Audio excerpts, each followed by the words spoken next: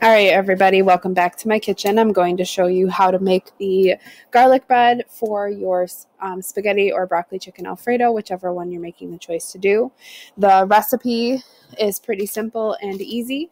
What I'd like you to do is make sure that you check that you have everything or you have most of the stuff before you begin. That way you can actually make it. One of the most important things with the garlic bread is I want you to learn how to use your broiler on your oven or use a toaster oven, whichever you happen to have. So I'm going to demonstrate for you right now how to turn on the broiler. And hopefully yours is similar, or you have one that has similar buttons, but you want to find, so you would normally have the bake option, so you would turn on to bake.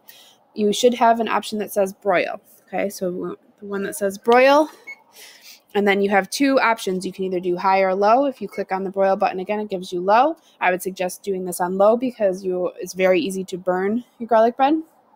And then you're going to hit start. And that's going to turn on my broiler. So it's going to start heating up that broiler so that it can bake my bread. Okay, so to make this recipe, I'm going to need bread for each person in my family. If I have some nice crusted French bread, that would be great. You would just slice it into pieces, and then you could use that, or you can use whatever bread you have at your house. I happen to have this just regular plain wheat bread, so I'm going to use that. I need 1 teaspoon of garlic powder, 1 teaspoon of oregano or Italian seasoning, 2 tablespoons of softened butter. You may need more butter depending on how many people you're feeding. If you're feeding 4 people, 2 tablespoons should be enough, but I would add a tablespoon for every 2 people that are in your family, or what you're making, how many pieces you want to make. You also need 1/4 cup of Parmesan cheese and 1/4 cup of mozzarella cheese. Okay, so what we are making is basically a compound butter. All that is that you have butter, and then you add ingredients into it, and then you spread that onto your bread to make this garlic bread. So I want my butter to be really soft, but I don't want it to be melted. Okay, melted is going to not react the way that we want it to. We want to have it just softened. I've got my garlic and my herbs in here. And I'm just going to push this together around in my bowl.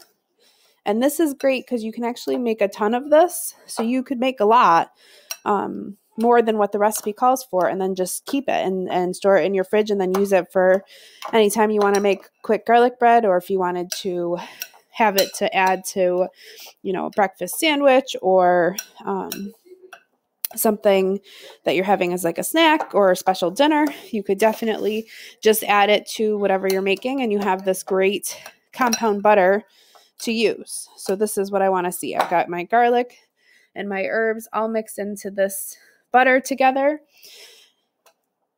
so that this is ready to go onto my bread. I also forgot to mention this. I have these little rubber parchment paper sheets. These are heat rated up to 500 degrees, so this is not going to melt or have any problems in the oven. You should use aluminum foil. The recipe does say parchment paper if I don't change it. Just be careful with parchment paper because it can catch on fire. So just be careful with putting it into the oven so close to the heating element on the top. All right, which is what the broiler is. So I'm going to spread some of this onto my bread, and I'm just spreading it like I was buttering this piece of bread. And my bread's kind of falling apart. I'm just going to spread it all around.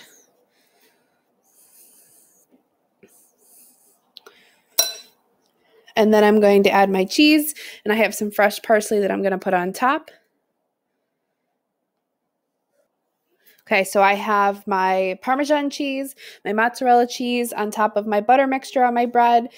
This is really kind of like cheesy bread, so you could actually make this for a snack. If you have some like pizza sauce or some leftover sauce from what you make for spaghetti, you could dunk it and have it as like a little afternoon snack. It's great. And I've got parsley that I grew. Actually, this is our class parsley that I'm keeping alive at my house. But I'm just going to mince this up into small pieces. It's just a rough chop to go through the leaves and the stems. And then I'm going to use this on top just to add another layer of complex flavor. Parsley is really good with Italian type foods. So I'm going to just put this, once I've got it chopped up a little bit, and I can smell that parsley. It smells fantastic. Getting those aromas working. And I'm just going to take a little bit of it and sprinkle it on top. It's a beautiful little green layer. Make it looks really nice. So now this is ready to go into the oven underneath the broiler. I'm just going to put this in here. My recipe that I gave you says to set the timer for a minute and check it after a minute because you don't want it to burn. So I just set my timer for a minute. I'm going to let it count down, and then I'm going to check that garlic. Okay, so my timer went off for a minute. I'm going to check my garlic bread in the oven. Not quite ready, but it is definitely getting close. So I'm going to set it for another minute, and then I'll check it.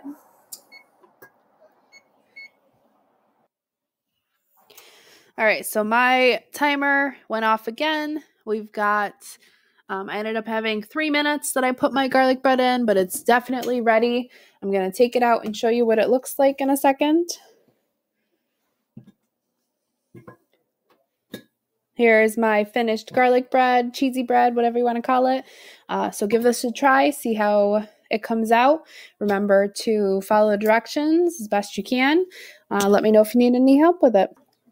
And from Gemma and I, enjoy cooking. Don't forget to do your Flipgrid. Remember to follow your directions.